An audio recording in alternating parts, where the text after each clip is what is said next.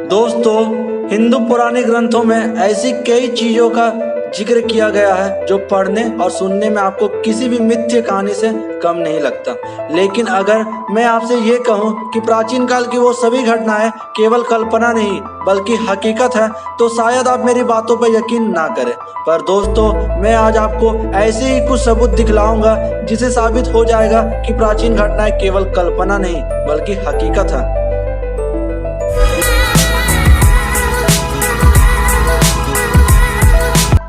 समुद्र मंथन। हिंदू धर्म में एक बात का जिक्र अक्सर किया जाता है और वो है समुद्र मंथन। कहा जाता है कि देवता और दानव ने मिलकर समुद्र को मथा और उसके गर्भ से कई अनमोल चीजें मिली। इनमें से सबसे दुर्लभ चीज थी अमृत, और विष भी निकला जिसे महादेव ने पिया। समुद्र मंथन के दौरान अमृत और विष के अलावा कई और चीजें भी प्राप्त हुई थी। दोस्तों, आप सब सोच में पड़ जाएंगे कि क्या ये घटना सत्य है? क्या सच में ऐसा कुछ हुआ था? अगर हुआ था तो इसका प्रूफ क्या है? पिछले कुछ सालों तक इसे महज पौराणिक कथा माना जाता था, लेकिन गुजरात में द्वारिका मिलने के बाद उससे थोड़ा आगे एक पर्वत मिला है। इसे मंदराचल पर्वत बताया जा रहा है। एग्रोलॉजी डिपार्टमेंट ने सूरत जिले के पिंजरात गांव के पास समुद्र मंथन के मंदराचल पर्वत के होने का दावा किया है। एग्रोलॉजी मित्र त्रिवेदी के अनुसार बिहार के भागलपुर के पास भी एक मंदराचल पर्वत है और गुजरात के समुद्र से निकला पर्वत भी उसी का हिस्सा लग रहा है।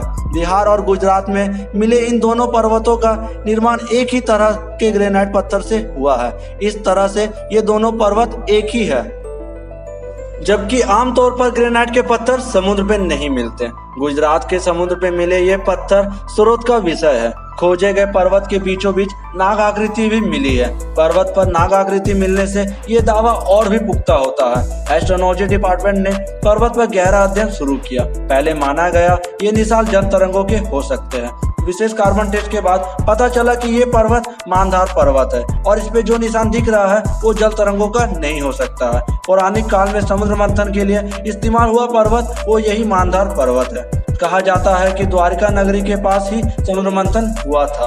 परीक्षण के दौरान द्वारिका के भी सबूत मिले हैं। अगर इन सब बातों को देखते हुए बोला जाए तो ये बात सच हो रही है कि हमारी पौराणिक कहानियों में कोई पात्र झूठा नहीं था। श्री कृष्ण द्वारा बसाई गई द्वारिका नगरी। दोस्तों, धार्मिक भावनाओं से जुड़े लोग महाभारत में होने वाली घटनाओं को वास्तविक समझकर उनमें बताए गए सीखों का अनुसरण आज भी अपने जीवन में करते हैं। शायद लोगों के अद्भुत विश्वास के कारण साइंटिस्ट का भी रुचि इन पुरानी कथाओं के तरफ बढ़ा और उन्होंने इनकी प्राथमिकता के लिए इनके अवशेष को ढूंढना प्रारंभ किया। इन कथाओं में द्वारिका नगरी का भी वर्णन मिलता है जिसे भगवान श्री कृष्ण द्वारा बसाया गया था। महाभारत के जमाने का ये शहर, इसकी केवल कल्पना ही की जा सकती है। अगर वास्तविकता में देखने को मिल जाए तो ये काफी रोमांचक होगा और इससे मिलने वाली प्रमाण कहीं न कहीं इन पुरानी कथाओं को सच होने की बात साबित कर सकते हैं। इतिहासकारों के अनुसार द्वारिका शहर लगभग 9000 साल पुराना है। पुरानी कथाओं के अनुसार युद्ध के 36 साल बाद ही द्वारिका नगरी समुद्र में डूब गई थी। कथा में इसका मुख्य कारण गांधारी का श्री कृष्ण को दिया गया श्राप और ऋषियों द्वारा कृष्ण के पुत्र साध को दिया गया श्राप बताया जाता है। कथाओं के आधार पर इतिहासकारों ने इसे पानी के अंदर डूबे होने का पता लगाने का प्रयास किया। कुछ महीनों पहले इसके अवशेष गुजरात के समुद्र तल पर मिले हैं। द्वारिका नगरी की विशेषता ये थी कि इसके कई द्वार थे और इनके रिपोर्ट के अनुसार आज भी अवशेष तैर रहे हैं। समुद्र के तल पर स्थित है। गुजरात के पश्चिम तट में बसा द्वारिका शहर की धार्मिक महत्ता आज भी अधिक है।